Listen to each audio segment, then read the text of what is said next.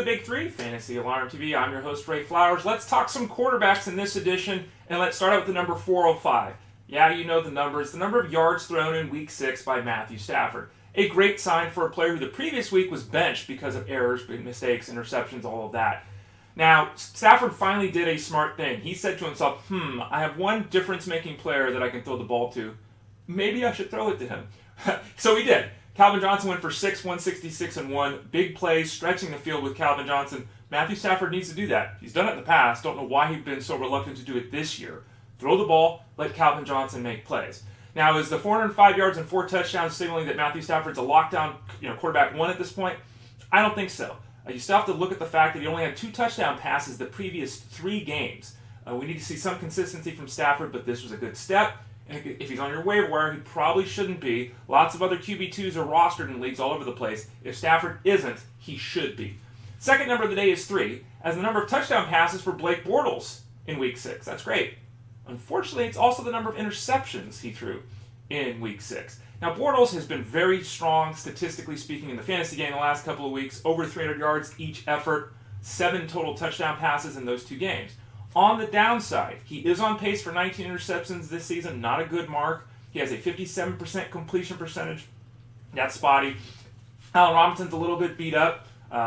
He should be okay moving forward is the expectation at this point, but he was injured in Week 6. Blake Bortles, QB2, trending, moving in the right direction. Got to stop turning the ball over and really needs to up that completion percentage. It's hard to think a guy can throw the ball 40 or 50 times each week to get those numbers. If he's not doing that, if he's in that 35 range or so, he's going to need to improve that completion percentage to continue to be effective in the fantasy game. And then the final number there is 48, as the number of passes thrown in Week 6 by Peyton Manning.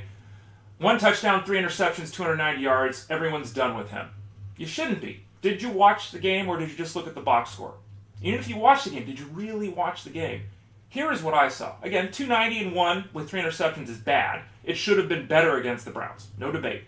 But you look at the end of the game, there was a 40-yard pass play to Emmanuel Sanders that was overturned because the ball hit the ground. Okay.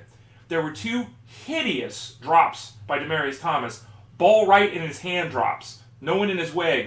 Catch the ball drops from Demaryius Thomas. That would have added another huge chunk of yardage for Peyton Manning. And one of those 3 picks, the one that went for the pick 6, right through Ronnie Hillman's hands. So in reality, we should have seen Peyton Manning throw for about 330 yards, maybe 340, 50 yards.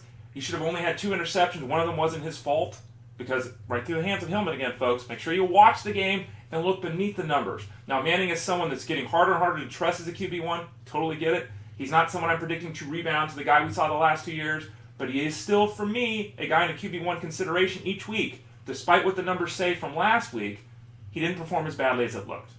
Ray Flowers, Big 3, Fantasy Alarm TV, FantasyAlarm.com. We can help you win fantasy football, fantasy golf, fantasy baseball, college football. We got it all there, FantasyAlarm.com.